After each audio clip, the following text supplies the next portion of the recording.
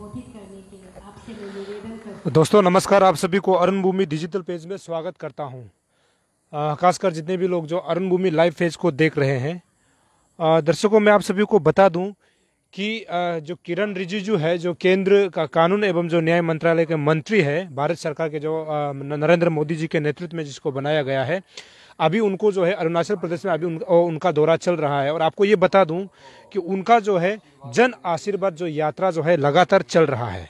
जन आशीर्वाद यात्रा जो है, उनका जो जन आशीर्वाद यात्रा जो है 19 तारीख को ईटानगर से शुरू हुआ था। ईटानगर से शुरू होकर के 20 तारीख से लिकाबली होकर के पासीघाट, पासीघाट से तेजू रोइंग होकर के आज नामसाई पहुंचे हैं।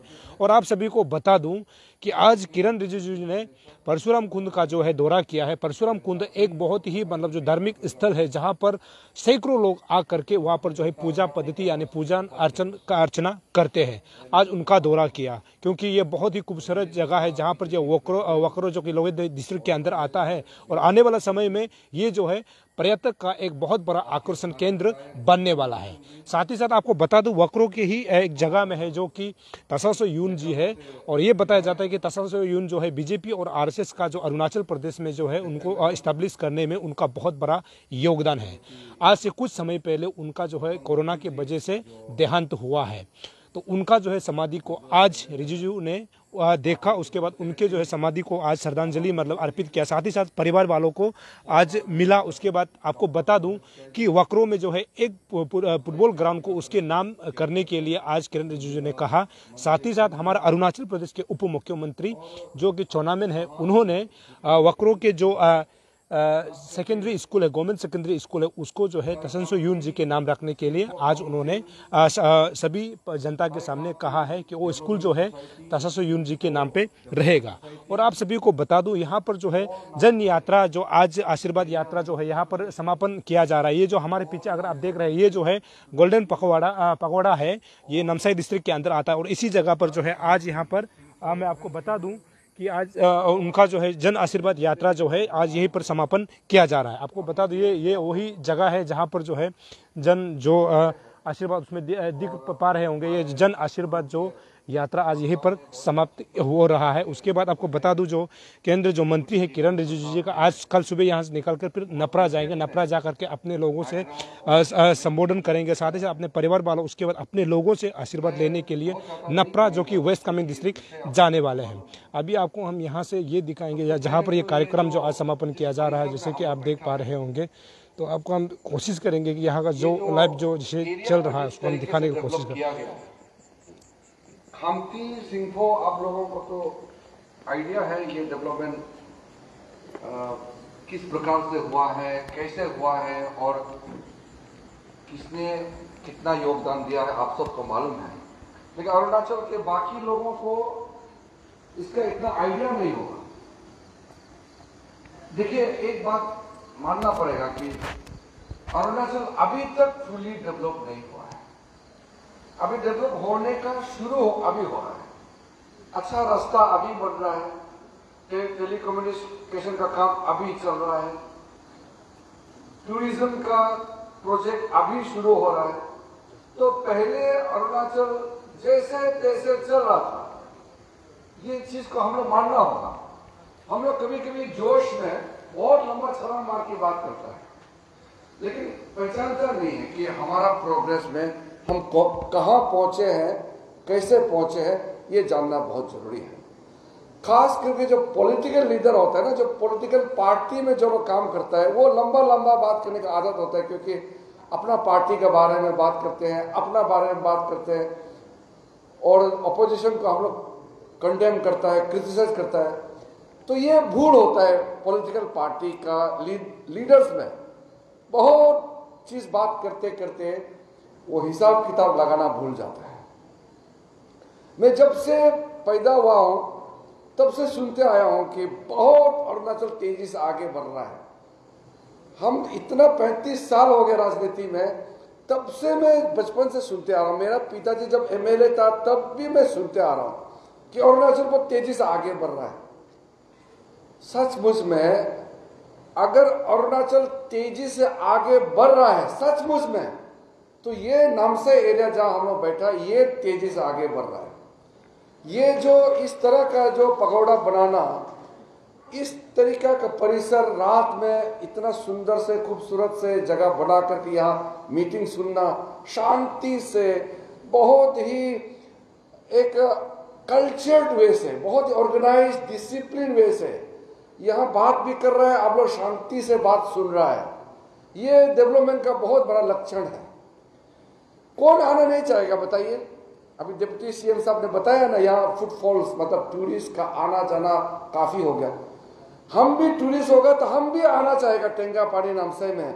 इतना शांति, इतना सुंदर, इतना साफ। ये जो जितना पगोड़ा बनाया है, ये बैंकॉक में, चिंग में या रंगून में, मैं तो सब जगह गया हूं, ये पीतो वगैरह में, वहां का जो स्टैंडर्ड है और ये जो नामसाई एरिया में जो बनाया है, ये स्टैंडर्ड में कोई फर्क नहीं है, बराबर स्टैंडर्ड का बनाया है। सिर्फ अभी कुछ फिनिशिंग देना बाकी है, क्योंकि ये अभी शुरू हुआ है।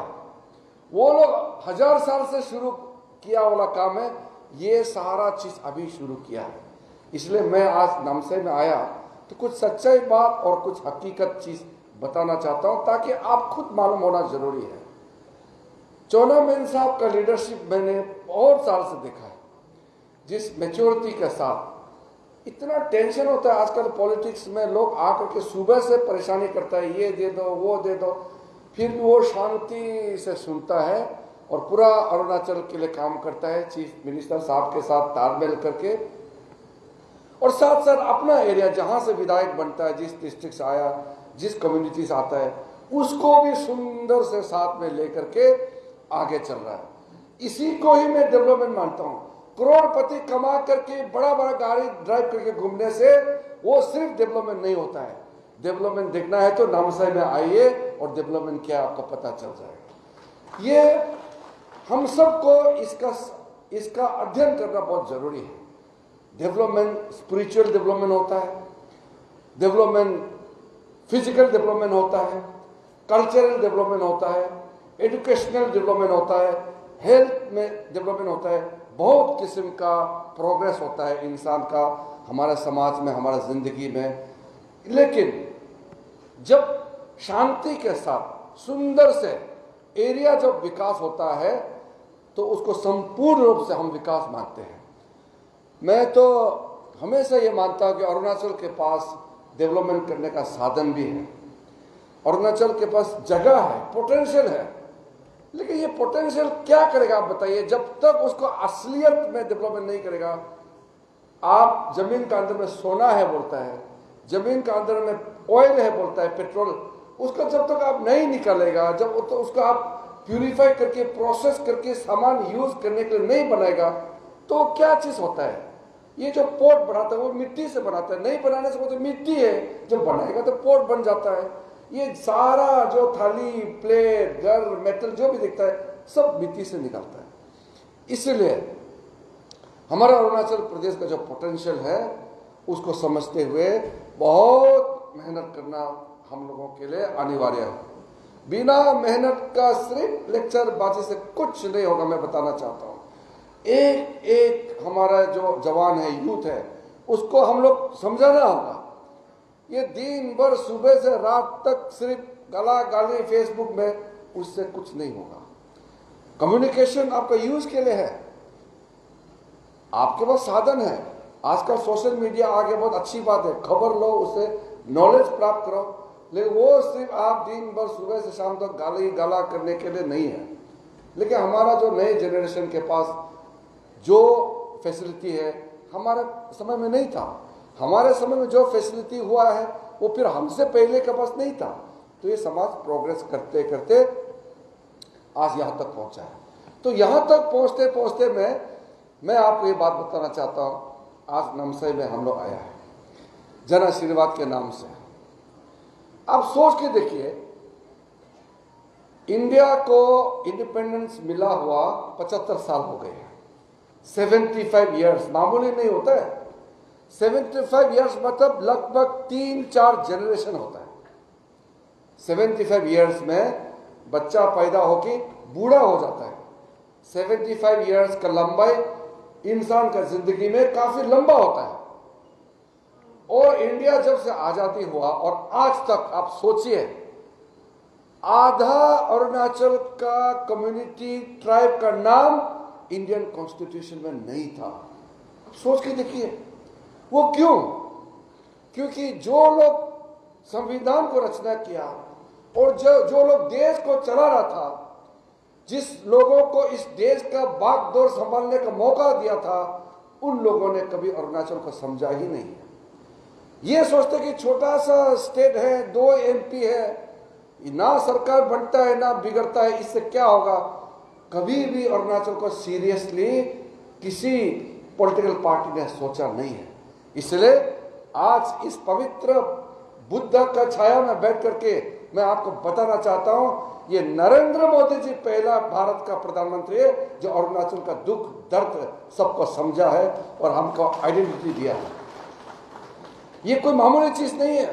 संविधान संशोधन, कॉन्स्टिट्यूशन इंडिया को बदलना, उसमें अमेंडमेंट लाना और किसी कम्युनिटी को आइडेंटिटी देना, इज्जत देना, ये कोई छोटा चीज नहीं होता है।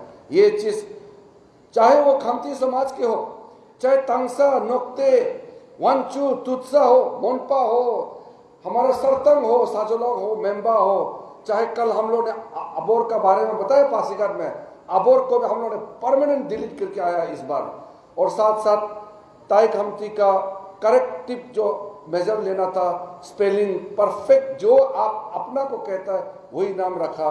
वही आज मिसमी बेल में हम लोग जाके आया, मिसमी अपने आप को क्या कहता है और गवर्नमेंट ऑफ इंडिया ब्रिटिश का नाम लेकर जबरदस्ती दूसरा नाम कहता है। वही हुआ निशी समाज का, निशी बोलता हम लोग निशी है, जबरदस्ती नाम लिख के रखा है तुम लोग दफला है, ये तो ठीक नहीं है। तो हम जो हमारा ओरिजिनल नाम है वही संविधान में होना चाहिए और 75 वर्ष क्यों लगना चाहिए। इसलिए मैं कहता हूं अंबेडकर के जमाने से लेकर के आज तक, नेहरू जी का जमाने से लेकर के नरेंद्र मोदी जी तक, आज पहली बार मुझे एहसास हुआ कि अरुणाचल का सबसे आज का दिन खुशी का दिन इसलिए है कि हमको पूर्ण रूप से फुल रिकॉग्निशन आज मिल चुका है। कोई कम्युनिटी अभी अरुणाचल में बचा नहीं है। हम लोगों का जितना ओरिजिनल ट्राइब सारा का सारा सबका नाम मिल चुका है। ये चीज को नया पीढ़ी समझना चाहिए, ऐतिहासिक है। जो चौनामिन साहब ने कहा ना आज हिस्टोरिक डे, ये हिस्टोरिक डे है, इसको लाइटली नहीं लेना चाहिए। इतिहास के पन्ने में जब आपका नाम होता है, एक पहचान होता है, वो आपका हिस्ट्री का बहुत बड़ा पन्ना होता है। जब बच्चा जन्म होता है, जन्मदिन मनाता है, जब उसको नाम देता है, उसी नाम से जिंदगी में उसको पहचानता है। आज कितना महापुरुष है, चले गए इस दुनिया से, नाम रह गया, उनका काम बताता है, उसका नाम आज तक हम लोग याद करता है। वैसे ही नामकरण, हम लोग का जाति का पहचान मिलना, ये छोटा चीज नहीं है। ये बात को लेते हुए साथ साथ मैं आपको अरुणाचल का प्रोटेक्शन का बारे में बताना चाहता हूँ। रिफ्यूजी को लेकर के काफी इशू हुआ, इसी रिफ्यूजी का मामले को लेकर के मैं फिर आगे वाला बात को जोड़ना चाहता हूँ। जब इतिहास लिखने वाला अपना आदमी होगा ना, तो इतिहास गलत नहीं लिखेगा। इतिहास गलत तब होता है जब कोई और आपको नहीं जानता है और आपका इतिहास कोई और लिखता है, तब गड़बड़ होता है। किसने नाम देकर के लगा के चला गया उस समय अंग्रेजों ने, या अंग्रेजों के जाने का बाद भी कौन लोग था जो संविधान में सूची बनाया। लेकिन आप लोगों का आशीर्वाद से आज आपका ही बेटा, आपका ही भाई किरण रिजिजू को कैबिनेट में दर्जा मिला। तापिरगांव जी, हम नापम रेबिया 3 MP है। हम लोग जब मजबूत होगा फिर अरुणाचल को कोई छेड़छाड़ नहीं कर पाएगा। इसलिए जब हम लोगों को यहाँ में रिफ्यूजी लेकर के बसाया गया था, तो हम लोग का कोई था नहीं है। 1964 में पंडित जवाहरलाल नेहरू जब इस देश का प्रधानमंत्री था, हमारा यहाँ से MP था, लेकिन उस समय में कोई कैबिनेट में हमारे नहीं था। जो फैसला लेने वाला जो देश को चलाता है, उस कैबिनेट में हमारे यहाँ से कोई था नहीं। तो जो भी फैसला होता था हमारा ऊपर में ठोक दिया जाता है। ईस्टर्न बंगाल रेगुलेशन एक्ट का प्रोविजन होते हुए भी इतने रेफ्यूजीज को लेकर के अरुणाचल में बिठा दिया। उस समय यहाँ किसी को नहीं मालूम था। मैं उस समय का अरुणाचल का सीनियर लीडर को ब्लेम नहीं करता हूँ, क्योंकि उसको नहीं मालूम ना, ऊपर से बड़े नेता लोग ने हम लोगों को ऊपर ठोक के चला गया। लेकिन उससे पहले जो कहानी है वो आप सोचिए। मैं आपको बताना चाहता हूं, उसने मैंने कई एक जगह में बताया था। ये चकमा हाजोंग जो हम लोग रेफ्यूजी बोलते हैं, ये एक जमाने में बांग्लादेश का चित्तागोंग जो बेल्ट है, सदर्न जो पहाड़ी इलाका है जहां जंगल जमीन जहां खनिज मिलता है, वो इनका एरिया था। जब इंडिया का डिवीजन हो रहा था, मुस्लिम मेजोरिटी जो है पाकिस्तान जाएगा, ईस्ट पाकिस्तान वेस्ट पाकिस्तान, और बाकी हिंदू सिख ईसाई बुद्धिस्ट जैन पारसी बाकी कम्युनिटी जो भी बचा है वो इंडिया में रहेगा। ये बात हुआ था। लेकिन चकमा और हाजोंग के लोग दिल्ली गए थे। चकमा का उस समय जो हेड है वो बेचारे जवाहरलाल नेहरू को मिलने के लिए दिल्ली गए थे। मुझे बताया गया कि कम से कम सप्ताह भर दिल्ली में इंतजार करते रहा जवाहरलाल नेहरू को बताने के लिए कि हम लोग बुद्धिस्ट हैं, हमारे एरिया में लोग मेजोरिटी बुद्धिस्ट है, हम लोग इंडिया में रहना चाहता है। लेकिन नेहरू जी के पास टाइम नहीं था। इतना बड़ा देश का तकदीर फैसला करने वाला इतना बिजी था, छोटा सा कम्युनिटी चकमा हाजोंग के लिए उसके पास टाइम नहीं था। और वही चकमा हाजोंग को पाकिस्तान में डाल दिया गया। बाद में उसका प्रोसिक्यूशन हुआ। उनके बारे में सबको मालूम है कैसे रेफ्यूजी बनकर के इंडिया आया और उसमें कुछ लोगों को अरुणाचल में लेकर के रख दिया। और बाद में हमारे लिए इतना बड़ा टेंशन खड़ा हो गया। उसके बाद में कोर्ट ने, गुवाहाटी हाई कोर्ट ने 1996 में फैसला किया कि सिटीजनशिप देना चाहिए। हमारे यहाँ प्रोटेस्ट किया कि चकमा हाजोंग का हम एक्सेप्ट नहीं कर सकते हैं। कोर्ट ने मान्य जो एक ह्यूमन राइट्स की दृष्टि से उनको सिटीजनशिप देना चाहिए करके ऑर्डर पास कर दिया। और जब मैं मिनिस्टर ऑफ स्टेट होम था 2014 में, उसमें ये केस आया सुप्रीम कोर्ट में, और 2015 में सुप्रीम कोर्ट ने फिर जजमेंट दे दिया कि 3 महीने के अंदर में सारा चकमा हाजोंग रेफ्यूजीज को अरुणाचल में ही उसको सेटल करना है और परमानेंट रखना है और वही वो इंडियन सिटीजन बनना है। ऑर्डर पास करके रख दिया। तो हम लोगों के पास और क्या चाह रहा था, सुप्रीम कोर्ट ने जब पास कर दिया, हम ये भी नहीं कह सकते थे कि सुप्रीम कोर्ट ऑर्डर को हम नहीं मानेंगे, क्योंकि संविधान में सुप्रीम कोर्ट जो कहता है सबको मानना पड़ता है। इसलिए जो सिटीजनशिप अमेंडमेंट एक्ट पास हुआ 2019 का, आप उसको सोचिए। सिटीजनशिप अमेंडमेंट पास होने से हम लोगों का फायदा क्या हुआ? सिटीजनशिप अमेंडमेंट एक्ट में क्लियरली मेंशन किया गया है कि चकमा हाजोंग या कोई भी हो, जो अफगानिस्तान से हो या पाकिस्तान से हो या बांग्लादेश से, कोई भी जो इंडिया में आया है 2014 से पहले, किसी को अरुणाचल प्रदेश में रहने का इजाजत नहीं देंगे। उसी सिटीजनशिप एक्ट पास होने के बाद आज हम लोग शांति से एक प्रोटेक्शन को जो हम लोग को जो मिला है उसको उस कॉन्स्टिट्यूशनल प्रोविजन, उस एक्ट के मुताबिक हम एक सिक्योर पोजीशन में आ गए हैं। अब हम कॉन्फिडेंट के साथ कह सकता है कि अरुणाचल प्रदेश हमेशा हमेशा के लिए हम सिक्योर हो चुके हैं। इसलिए मैं चकमा हाजोंग के बाकी भाइयों और बहनों को कहना चाहता हूं कि आप लोग, क्योंकि एक्ट पास हो चुके हैं और आप अरुणाचल का सिटीजन, अरुणाचल के APST नहीं बन सकता है, यह संसद ने जो कानून पारित किया उसका मुताबिक, इसलिए भारत सरकार कमिटेड है कि आपको सिटीजनशिप देंगे। आपको मिलने का अधिकार हो गया है, क्योंकि आप बांग्लादेश से आए हैं, रिफ्यूजी हैं, माइनॉरिटी ग्रुप के हैं वहां के। इसलिए संविधान के मुताबिक या उस एक्ट के मुताबिक जो भी मिलेगा आपको हक मिलेगा। लेकिन अरुणाचल प्रदेश में रहने के लिए आप मत सोचिए।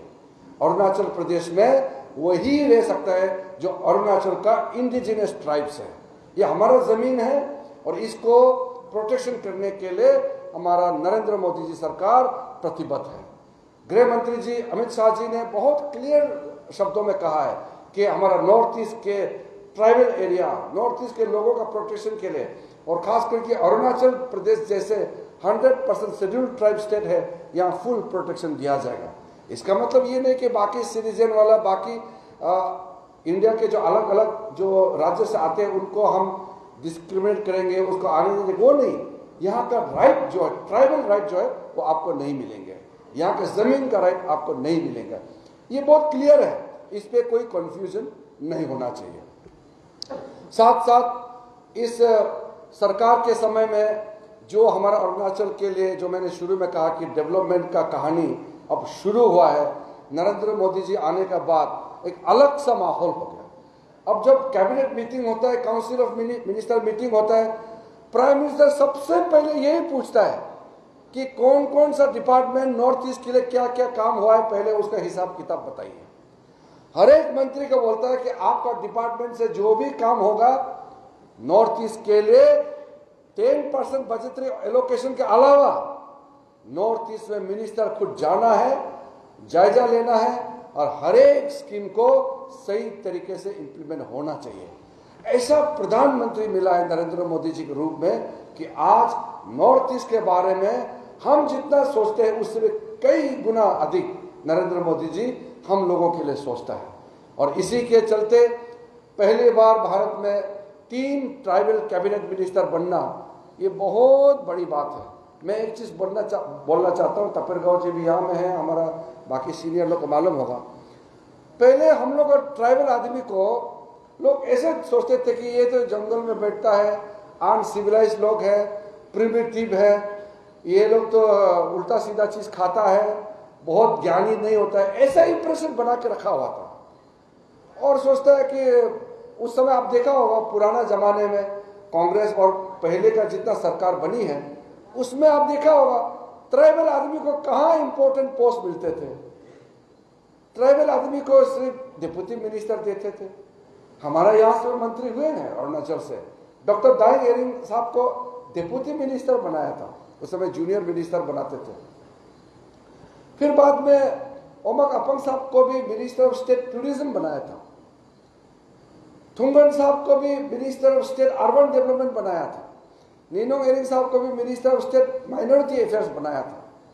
मंत्री बनाया है, ऐसा बात नहीं है, लेकिन मेन स्ट्रीम में उस प्रकार से कैबिनेट का दर्जा नहीं दिया। कैबिनेट मतलब जो देश को संचालन करते हैं, देश को चलाता है, उस कैबिनेट में जो दर्जा दिया है, मैं ये मानता हूं कि किरण रिजिजू को कैबिनेट मिनिस्टर बनाया, लेकिन ये मेरा सम्मान नहीं है, ये अरुणाचल प्रदेश का सम्मान है, ये अरुणाचल प्रदेश का इज्जत है। पूरा नॉर्थ ईस्ट के लिए इंडिया का ट्राइबल कम्युनिटी 10 करोड़ ट्राइबल है इस देश में। इस 10 करोड़ ट्राइबल का सम्मान किया है प्रधानमंत्री जी ने 3 कैबिनेट मिनिस्टर दे करके। उसके अलावा महिलाओं को, शेड्यूल कास्ट, ओबीसी, हर एक जो समुदाय है पहले जिसका रिप्रेजेंटेशन ठीक से मिलता नहीं था, सबको जगह मिला इस कैबिनेट में। और इसके लिए आपका आशीर्वाद लेने के लिए हम लोग आज ये दौरा करके नामसाई पहुंचा, और साथ साथ खुशखबरी जो आप लोगों ने मुझे सम्मान किया, वेलकम किया, मैं बहुत आभारी हूँ कि आप लोग ने इतना देर रात तक हम सब के लिए यहाँ एकत्रित हुए हैं। और ख़ास करके हमारे जो भिक्षुगण हैं, हमारा जो वेनरेबल धर्म गुरुज हैं, इन्होंने हमारे लिए प्रार्थना किया, बुद्ध भगवान का आशीर्वाद के लिए उन्होंने मंत्र पढ़ा। ये बहुत शुभ है और इसी से हम लोगों को आगे का रास्ता सफ़र करने में बहुत साफ होता है। स्पिरिचुअली हमारा माइंड क्लियर होगा तो हमको बहुत बल मिलता है। फिजिकल ताकत और मेंटल स्ट्रेंथ दोनों बहुत ज़रूरी होता है। तो इसी दृष्टि से मैं मानता हूँ कि ये बहुत पवित्र स्थान पर आप लोगों ने यहाँ हम लोगों के साथ में एक वार्तालाप का ये कार्यक्रम रखा। अंत में मैं फिर से चौनामिन साहब को धन्यवाद देता हूँ। बहुत ही सीनियर लीडर है और जिस तरीके से वो नामसाई एरिया को लीड कर रहा है और प्लानिंग के साथ में सारा चीज़ कर रहे हैं, उसी प्रकार से धीरे धीरे इसका इम्पैक्ट अरुणाचल के अन्य जगह में भी जा रहा है। और साथ साथ जुगनू भाई, जुगनू नामचुम छोटा भाई जैसे है, बहुत अच्छा लड़का है वो। जब मैं दिल्ली में था, नए आए थे, तब से मैं जानता हूँ। और आज एक यंग तो है लेकिन मैच्योर्ड लीडर के रूप में उभर के आ रहे हैं। बहुत ही एक्टिव एमएलए है, इसलिए उसको बीजेपी का जनरल सेक्रेटरी बनाया है। बहुत अच्छा से काम करता है, हंसमुख, कभी टेंशन नहीं, किसी का छोटा नहीं दिखाते हैं। राजनीति में यही होता है, दूसरा को उठा के चलना पड़ता है, दूसरा को नीचा करके आप कभी भी आगे नहीं जा सकता है। ये मैंने नामचुम भाई में देखा है, बहुत अच्छा उसका हुनर है, कैरेक्टर बहुत अच्छा है, दूसरा को इज्जत देता है। इसलिए हम लोग भी, ये उम्र में छोटा है लेकिन उसको बहुत इज्जत देता है। काम करने वाला आदमी है, ऐसा आपके पास एमएलए मिला है। दियोरी मैडम, जुम्मुम एते दियोरी मैडम नए एमएलए बनी है, लेकिन बहुत कमिटमेंट के साथ, बहुत अच्छा स्वभाव। उनके एक ज़माने में एक्सीडेंट हुई थी, फिर भी उनका जो हौसला, उनका काम करने की क्षमता अपना एक प्रूव करके दिखाया है। और अभी मैं देखता हूँ जहाँ भी कुछ कार्यक्रम होता है मैडम पहुँच जाती हैं, कितना एक्टिव है। ऐसा एमएलए आपका डिस्ट्रिक्ट में मिला है, बहुत खुशकिस्मत है हम लोग सब कि ऐसा अच्छा काम करने वाला एमएलए आपके डिस्ट्रिक्ट में है। तो जरूर आपका डिस्ट्रिक्ट का कल्याण होगा। मैं इस डिस्ट्रिक्ट का गार्जियन मंत्री भी हूँ, इस नाते आप लोगों ने जो मेमोरेंडम दिया है मैंने नोट कर लिया, दोबारा बोलेगा बहुत लंबा हो जाएगा, लेकिन मैंने अपने जहन में, दिमाग में नोट करके रख दिया है। जो जो बातें आप लोगों ने की हैं उसको मैं आगे, मेरा तरफ से जो संभव मदद है हम दिल्ली से पुश करेंगे। और स्टेट लेवल में चौनामेन साहब के साथ में मुख्यमंत्री पेमा खांडू जी के नेतृत्व में जो सरकार चल रही है, उसके साथ साथ सारा विधायकगण तालमेल करके आप लोगों का यहाँ का जो समस्याएं हैं या आपके जो डिमांड है, इसको पूरा करने का हमारा तरफ से पूरा मैं समर्थन करूँगा। और हमारे साथ में जो एमएलए आज दशरथपुर मैडम और जितने भी हम लोग का लीडर्स आज मिले हैं, उधर रोइंग में भी मिले हैं, पासीघाट में सारा विधायक लीडर वहाँ सब मिले हैं, और यहाँ में भी पंचायत लीडर, सीबीओस के जितने भी रिप्रेजेंटेटिव हैं, आप सबसे मिल करके मैं दिल में, तहे दिल से मैं बहुत खुश हूँ। आपको शुक्रिया अदा मैं करना चाहता हूँ। और साथ साथ भविष्य में कोई अच्छा कार्यक्रम होगा फिर मैं आना चाहूँगा। और कल मुझे आगे लंबा कार्यक्रम है मेरा, इसलिए आज चौनामेन साहब और आपके सारा लीडर लोगों ने मिलकर यहाँ डिनर रखा है, तो क्वाइटली खाना खा के फिर मैं सुबह जाऊँगा। और आगे मेरा सफ़र अच्छा होगा मुझे मालूम है, क्योंकि आप लोगों का आशीर्वाद मिल चुका है। बहुत बहुत धन्यवाद। जय हिंद। धन्यवाद सर। इस कार्यक्रम में प्रवेश होकर आपने नामसाई के जनजातियों को अपना स्नेह और प्रेम का प्रदान किया। केंद्रीय मंत्री होने के नाते आप केंद्र में अरुणाचल के लोगों के हित के लिए जो प्रतिनिधित्व करते हैं, उसके लिए अरुणाचल आपका हमेशा आभारी रहेगा। इसी के साथ कार्यक्रम का समापन होता है।